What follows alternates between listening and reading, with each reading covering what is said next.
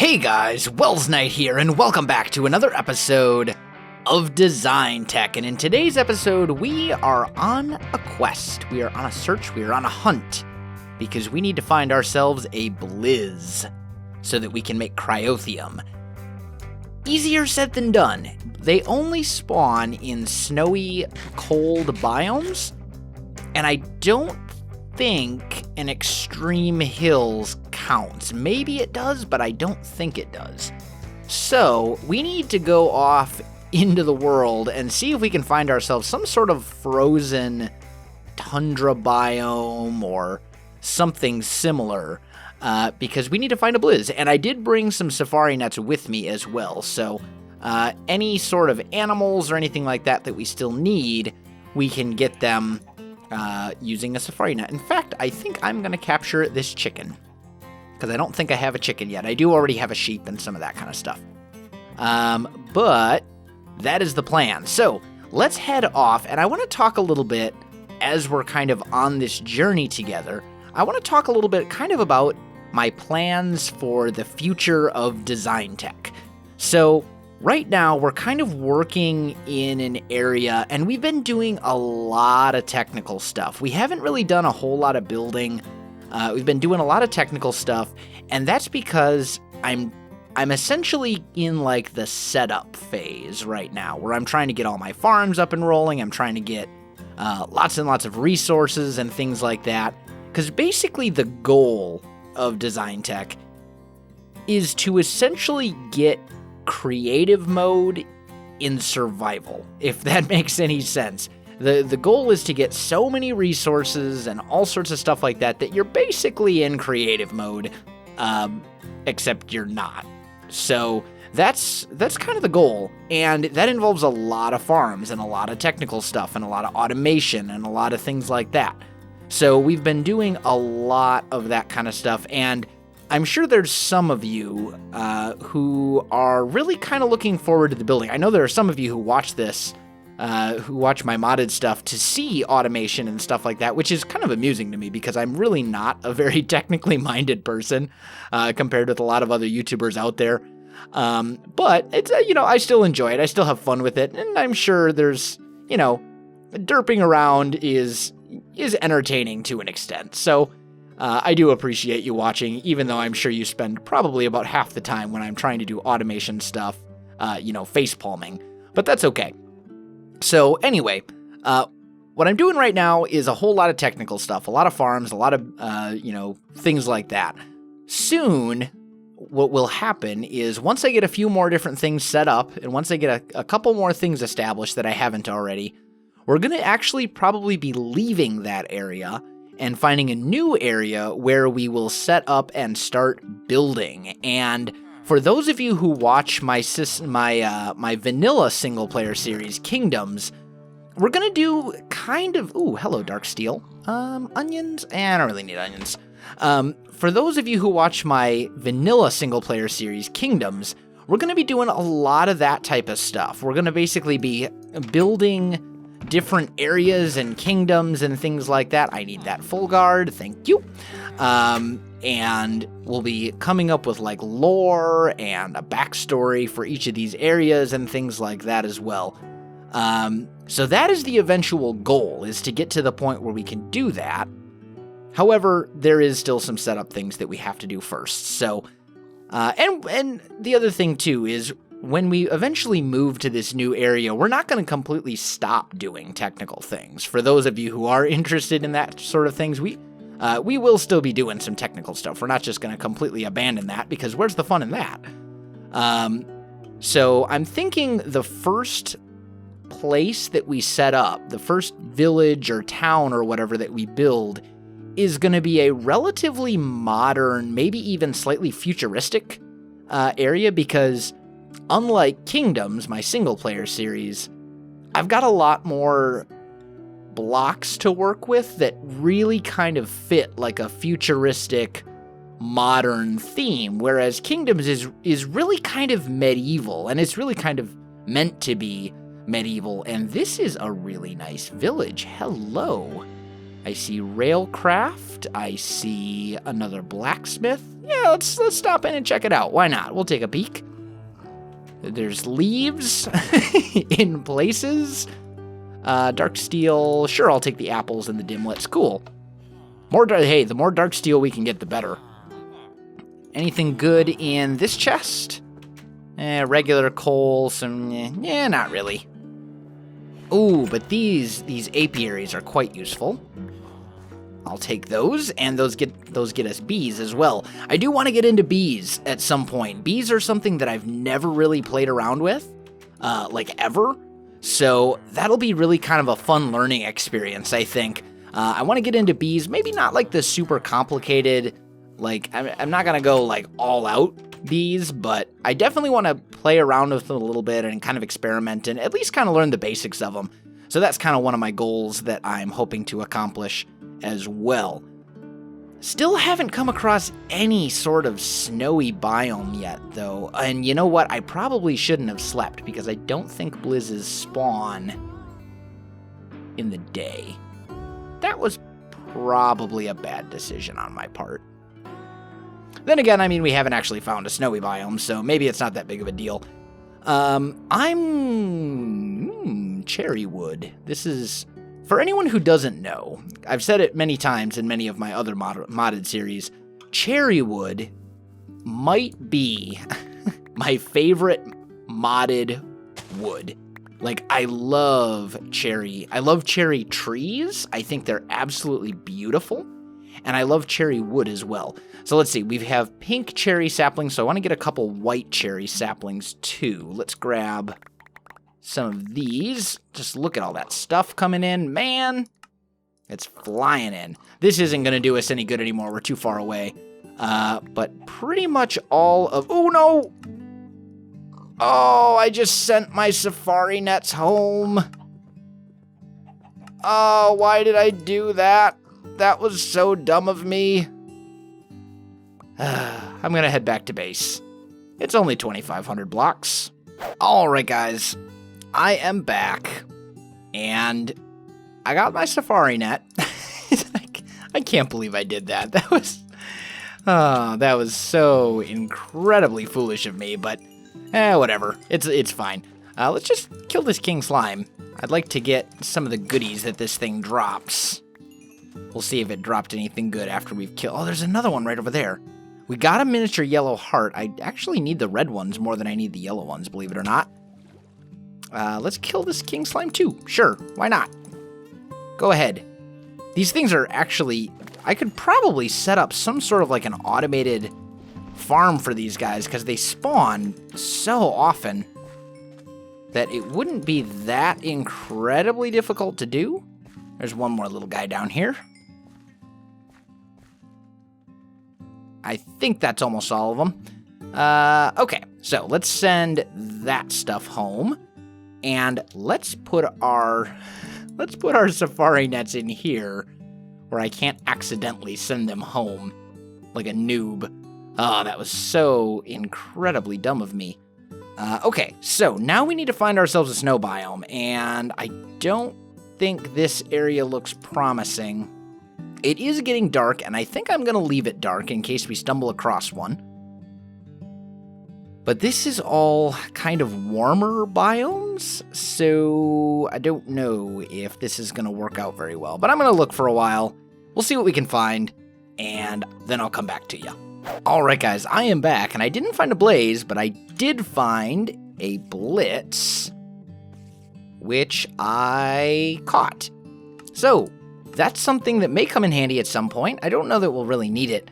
I have not found a single cold biome, much less a blitz within one yet, so I have a feeling I might be looking for a while. And I'm not... Yeah, this is desert. That means there's probably not a cold biome anywhere remotely close to this. So, that's not really a good sign. So yeah, I'm going to look around. I think I'm going to fly back the other direction and see what I can find. And I'll come back to you once I've found a cold biome. Alright guys, I am back. No luck. No luck. Now, it is still night, so I think I'm going to head to that extreme hills And we're going to see if maybe we'll get lucky and blitzes, or blizzes. There's too many blaze, blizz, blitz, and whatever the other one is. There's too many. They're all so similar in name. But anyway, I'm going to head over to this Extreme Hills, and we're going to see maybe we'll get lucky and a blizz will spawn up here? Maybe? I don't know. I don't know if they can or not. I want to get up relatively high. High enough that stuff would still spawn. Ooh, actually, this area looks larger. Let's head over here instead.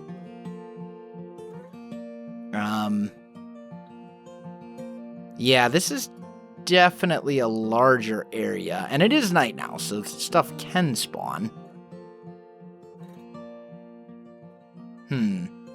Ooh, I hear rain and thunder outside.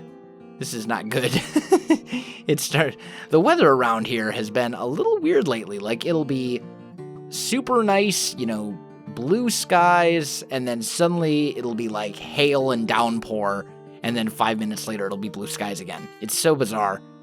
So weird. Still not seeing any blizzes though. This is unfortunate. And I already kind of explored over there. Yeah, I'm not feeling so optimistic about this, I have to admit. I think we would have seen at least one blizz by now if it was possible for them to spawn around here. And although I don't know if they appear on the mini-map, and I'm looking at the mini-map. I think it's only the vanilla stuff that appears on the map. So let's maybe kill off a couple things. And we'll see. Zombie villager, go away. No? No? Still no luck? Yeah, that's what I figured. Okay, well, back off to looking I go. Alright guys, I am back, and I did not find what I was looking for, but I did find a jungle temple, and I figured we'd take a peek at it together. Why not? Let's take a look and see if there's anything super awesome in here.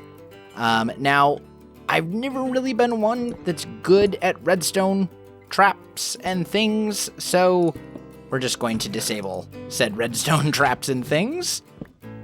Sure, I'll take the pistons. They could come in handy. And then let's just see. Did you just dispense a chicken egg? I think it did. Huh. Interesting. Okay. I'll take the dispenser too. And then we've got this redstone here.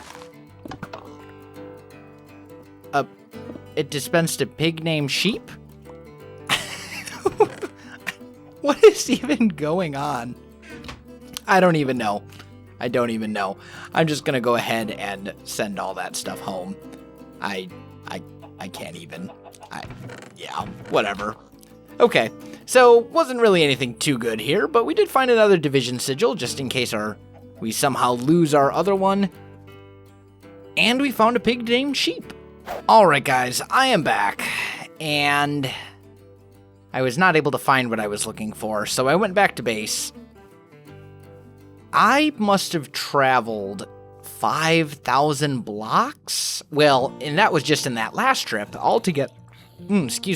Altogether, I have covered massive amounts of ground, and I have not seen a single snowy biome of any kind. So we're going to go about this a slightly different way. Here's the plan. So there's a wonderful mod in the game called RF Tools, and we're going to need that and that. Those two manuals right there. And then we're going to start making some stuff. So we need to make ourselves the Dimlet Researcher, and all of these various things are going to require machine frames. So, I actually am very low on gold nuggets, which is kind of surprising because I've got like gold ingots for days. So let's go ahead and just make several. Let's make like 10 of these machine frames. That should be plenty for sure. And then I want to go ahead and make 2 comparators, and we'll go ahead and make the Dimlet Researcher. Now what this thing is going to do is it's going to basically take these unknown dimlets, and just as you would expect, it's going to essentially recognize them and let you know what they are. So here's what we gonna do. We're gonna take these iron chests, we've got our Dimlet Researcher, and then we're just gonna come back here. Oh, actually, power conduits. There we go. Oh, also, before I forget, a few episodes ago I was complaining about my T button being stuck, and these are already filling up. Holy cow. Man. I'll have to expand that again soon anyway.